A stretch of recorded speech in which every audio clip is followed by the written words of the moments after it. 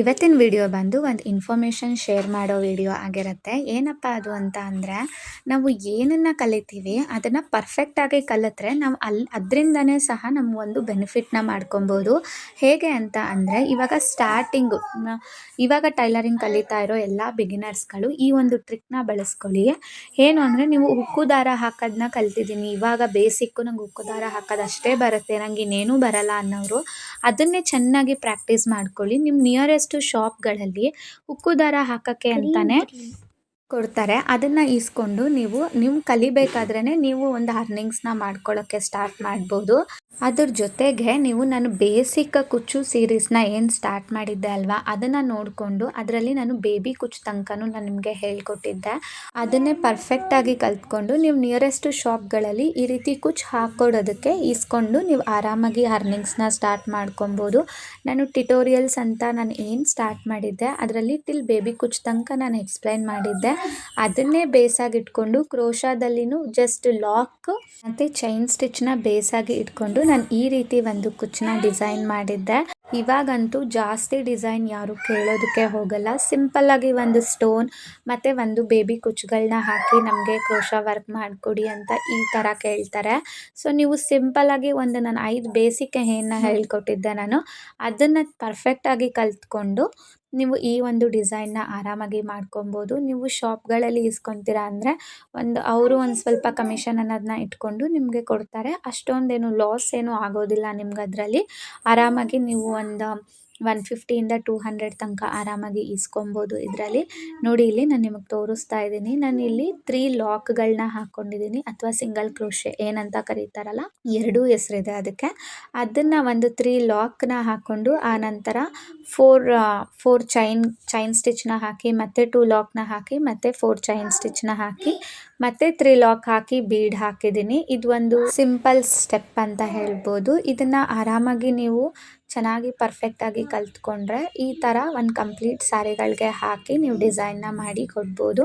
So ನೀವು at A ಟೈಮೇ tailoring ಜೊತೆಗೆ ನೀವು ಅರ್ನಿಂಗ್ಸು ಸಹ ಸ್ಟಾರ್ಟ್ ಮಾಡ್ಬೋದು. ನನಗೆ ಪರ್ಫೆಕ್ಟಾಗಿ ಗೊತ್ತೇ ಇಲ್ಲ, ನನಗೆ ಬ್ಲೌಸ್ ಸ್ಟಿಚ್ ಮಾಡೋದಕ್ಕೆ ಬರೋದೇ ಇಲ್ಲ, ಆಗಲೇ ನಾನು ಹೇಗಪ್ಪ ಇಸ್ಕೊಳ್ಳೋದು, ನನಗೆ ಕ್ರೋಶಾ ವರ್ಕಲ್ಲಿ ನಾನು ಇನ್ನೂ ದೊಡ್ಡ ಡಿಸೈನ್ ಹಾಕೋದಕ್ಕೆ ಬರಲ್ಲ, ಕ್ರೋಶಾ ವರ್ಕ್ಗಳು ಅಂತೆಲ್ಲ ಏನು ತಲೆ ಕೆಡಿಸ್ಕೊಳ್ಳೋಂಗಿಲ್ಲ. ಈ ರೀತಿ ಸಿಂಪಲ್ಲಾಗಿ ನೀವು ಕಲ್ತ್ಕೊಂಡು ಜಸ್ಟ್ ಇದರಿಂದನೇ ನೀವು ಆ ಸಿಂಪಲ್ಲಾಗಿ ನೀವು ಏನು ಕಲ್ತಿದ್ದೀರ ಅಲ್ವಾ, ಆಗಲಿ ಇದೆಲ್ಲ ಕಲ್ತ್ಕೊಳ್ಳೋದಕ್ಕೆ ನಿಮ್ಗೆ 1 ವಾರ 2 ವಾರ ಟೈಮ್ ಸಿಗುತ್ತೆ. ನೀವು ಇವತ್ತು ಮನ್ಸು ಮಾಡಿದ್ರು ಇನ್ನು 2 ವಾರ ಅಷ್ಟರಲ್ಲಿ ನೀವು ಈ ರೀತಿ ಒಂದು ಬೇಬಿ ಕುಚ್ಚನ್ನ ಆರಾಮಾಗಿ ಹಾಕ್ಬಿಡ್ಬೋದು. ಸೊ ಈ ರೀತಿ ಕಲ್ತ್ಕೊಂಡು ಆರಾಮಾಗಿ ನೀವು ಆಗಲೇ 2 ವಾರ ಅಷ್ಟು ಟೈಮ್ ಕೊಡ್ತಿದ್ದಂಗೆ 3ನೇ ವಾರದಿಂದ ನೀವು ಆರಾಮಾಗಿ ಆನ್ ಮಾಡ್ಬೋದು. ಬಟ್ ಏನು ಅಂದರೆ ಪರ್ಫೆಕ್ಟಾಗಿ ಕಲ್ತಿರಬೇಕು, ಪರ್ಫೆಕ್ಟಾಗಿ ಫಿನಿಶಿಂಗ್ ಅನ್ನೋದು ಚೆನ್ನಾಗಿ ಕೊಡಬೇಕಾಗತ್ತೆ.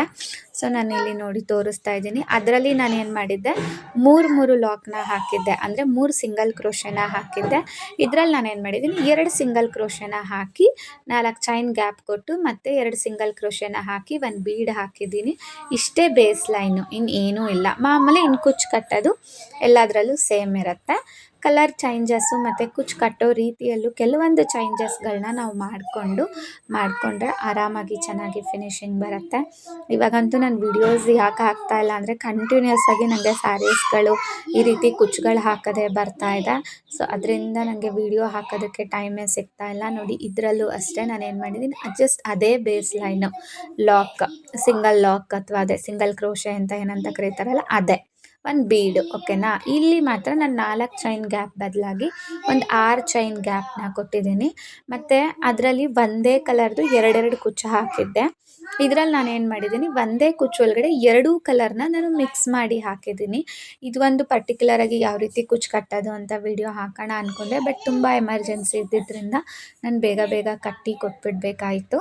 ನೆಕ್ಸ್ಟ್ ಟೈಮ್ ಇದೇ ರೀತಿ ಇನ್ನೂ ಒಂದು ಮಾಡಿದಾಗ ನಾನು ಹಾಕ್ತೀನಿ. ನಾನು ಸುಮಾರು 1.5 ವಾರದಿಂದ ನಾನು ಸ್ಟಾರ್ಟ್ ಮಾಡಿದ್ದು. ಓಕೆನಾ. ಅದು ಬಂದು ನಂಗೆ ಆಲ್ಮೋಸ್ಟ್ ಒಂದು 10-12 ಸೀರೆ ಮೇಲೆ ಹಾಕ್ಕೊಟ್ಟಿದ್ದೀನಿ.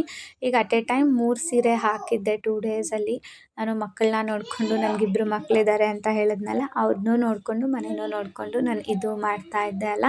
ಸೊ ಅದರಿಂದ ನನಗೆ ಒಂದು 3ರಿಂದ 4 ಸೀರೆ ಹಾಕೋದಕ್ಕಾಯಿತು ಅಷ್ಟೇ 2 ದಿನದಲ್ಲಿ. ಸೊ ಈ 3 ಸೀರೆಗಳು ಇವತ್ತು ಕಂಪ್ಲೀಟಾಗಿ ಫಿನಿಶಿಂಗ್ ಆಗಿದ್ದರಿಂದ ಒಂದು ವಿಡಿಯೋ ಮಾಡಿ ಹಾಕ್ಬಿಡೋಣ. ನಿಮಗೂ ಒಂದು ಮೋಟಿವೇಶನ್ ಸಿಗುತ್ತೆ. ಜಸ್ಟ್ ನಾವು 2 ವಾರ ಕಷ್ಟಪಟ್ಟರೆ ಸಾಕು, 3ನೇ ವಾರದಿಂದ ನಾವು ಆಲ್ಮೋಸ್ಟ್ ಅರ್ನಿಂಗ್ ಮಾಡೋಕ್ಕೆ ಸ್ಟಾರ್ಟ್ ಮಾಡ್ಬೋದಾ ಅಂತ. ಇದಕ್ಕೆ ನಾನು ಪರ್ಟಿಕ್ಯುಲರಾಗಿ ಚಾರ್ಜ್ ಮಾಡೋದು ಅಂದರೆ ನನಗೆ ಸಪ್ರೇಟಾಗಿ ಕಸ್ಟಮರ್ ಕಡೆಯಿಂದನೇ ಬಂದರೆ ನಾನೊಂದು 300ಇಂದ 350 ಚಾರ್ಜ್ ಮಾಡ್ತೀನಿ. ಆದರೆ ಇದು ಶಾಪ್ ಕಡೆಯಿಂದ ಬಂದಿರೋದ್ರಿಂದ ನಾನು 200 ಅಷ್ಟೇ ಚಾರ್ಜ್ ಮಾಡ್ತಿರೋದು. ಸೊ ನನಗೆ ಈ 3ರಿಂದ ಆಲ್ಮೋಸ್ಟ್ 600 ಸಿಕ್ಬಿಡ್ತು. 2 ದಿನದಲ್ಲಿ ನಂಗೆ 600 ಅರ್ನ್ ಮಾಡಿಕೊಂಡೆ. ನಾನು ಸಪ್ರೇಟಾಗೂ ಸ್ಟಿಚ್ ಮಾಡ್ತೀನಿ. ಹಾಗೆ ಈ ಥರ ಶಾಪ್ಗಳಲ್ಲೂ ನಾನು ಹೋಗಿ ಈಸ್ಕೊಳ್ಳೋದ್ರಿಂದ ನನಗೇನಾಗುತ್ತೆ, ಅಲ್ಲೂ ಸಹ ಡಬಲ್ ಅರ್ನಿಂಗ್ ಆಗುತ್ತೆ. ಒಂದು ನನಗೇ ಡೈರೆಕ್ಟಾಗಿ ಬರೋದನ್ನು ನಾನು ಇಸ್ಕೊತೀನಿ, ಹಾಗೆ ಈ ರೀತಿಯೂ ಇಸ್ಕೊತೀನಿ ಅಲ್ಲ. ಯಾವುದು ತುಂಬ ಎಮರ್ಜೆನ್ಸಿ ಇರುತ್ತೋ ಅದನ್ನು ಫಸ್ಟು ನಾನು ಫಿನಿಷ್ ಮಾಡಿ ಕೊಟ್ಬಿಡ್ತೀನಿ. ಆ ನಂತರ ನಿಧಾನಕ್ಕೆ ನಾನು ಎಲ್ಲನೂ ಬ್ಯಾಲೆನ್ಸ್ ಮಾಡ್ತೀನಿ. ಸೊ ನೀವು ಇದೇ ಥರ ಮಾಡಿ. ಸ್ಟಾರ್ಟಿಂಗು ಈ ರೀತಿ ಕುಚ್ಚು ಹಾಕಬೇಕಾದ್ರೆ ನಿಮಗೇನಾಗುತ್ತೆ, ಥ್ರೆಡ್ಗಳು ಬೀಡ್ಸ್ಗಳು ಎಲ್ಲ ನಿಮಗೆ ಸ್ವಲ್ಪ ಅಮೌಂಟ್ ಖರ್ಚಾಗುತ್ತೆ. ಬಟ್ ಏನು ಅಂದರೆ ಹೋಗ್ತಾ ಹೋಗ್ತಾ ನಿಮ್ಮ ಥ್ರೆಡ್ ಕಲೆಕ್ಷನ್ನು ನಿಮ್ಮ ಹತ್ರನೇ ಇರುತ್ತೆ. ಈಗ ಒಂದು ಥ್ರೆಡ್ ತೊಗೋತೀವಿ ಅಂದರೆ ಕಂಪ್ಲೀಟ್ ಒಂದು ಥ್ರೆಡ್ಡೂ ಖಾಲಿ ಆಗೋಗ್ಬಿಡಲ್ಲ.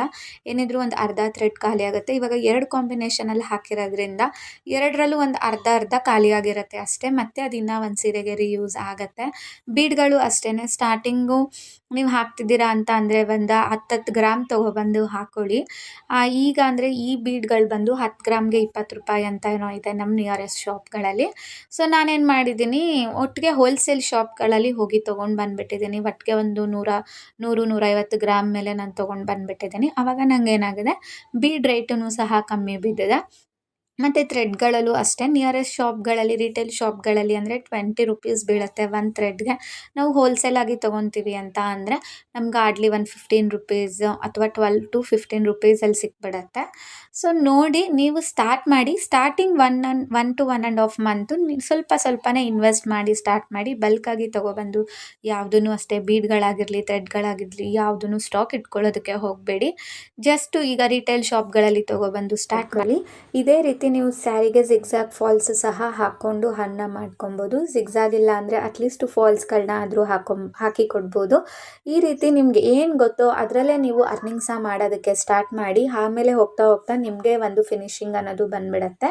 ಏನು ಗೊತ್ತಾ, ಯಾವುದೇ ಒಂದು ಟಾಪಿಕ್ ಮೇಲೆ ನಾವು ಕಲಿಬೇಕು ಅಂತ ಡಿಸೈಡ್ ಮಾಡಿದ್ಮೇಲೆ ಅದು ಚಿಕ್ಕ ವಿಚಾರ ಆಗಿರಲಿ ದೊಡ್ಡ ವಿಚಾರ ಆಗಿರಲಿ ಎಲ್ಲದಕ್ಕೂ ಅಷ್ಟೇ ಪ್ರಾಮುಖ್ಯತೆ ಕೊಟ್ಟು ಕಲಿತಾಗಲೇ ಅದು ನಮಗೆ ಶಾಶ್ವತವಾಗಿ ನಮ್ಮ ತಲೆಯಲ್ಲಿ ಉಳ್ಕೊಳ್ಳುತ್ತೆ. ಸೊ ಅದರಿಂದ ಈ ಒಂದು ಟ್ರಿಕ್ಗಳನ್ನ ಬಳಸಿ ನೀವು ಸಹ ಇನ್ನೊಂದು ವಾರ ಅಥವಾ ಇವತ್ತಿನ ದಿನದಿಂದನೇ ನೀವು ಅರ್ನಿಂಗ್ಸ್ನ ಸ್ಟಾರ್ಟ್ ಮಾಡ್ಕೊಳ್ಳಿ. ಈ 3 ಡಿಸೈನ್ಗಳಲ್ಲಿ ನಿಮ್ಗೆ ಯಾವ ಡಿಸೈನು ತುಂಬ ಇಷ್ಟ ಆಯಿತು ಅಂತ ನನಗೆ ಕಮೆಂಟ್ ಮಾಡಿ ತಿಳಿಸಿ. ವಿಡಿಯೋ ನೋಡಿದ್ದಕ್ಕಾಗಿ ಧನ್ಯವಾದಗಳು.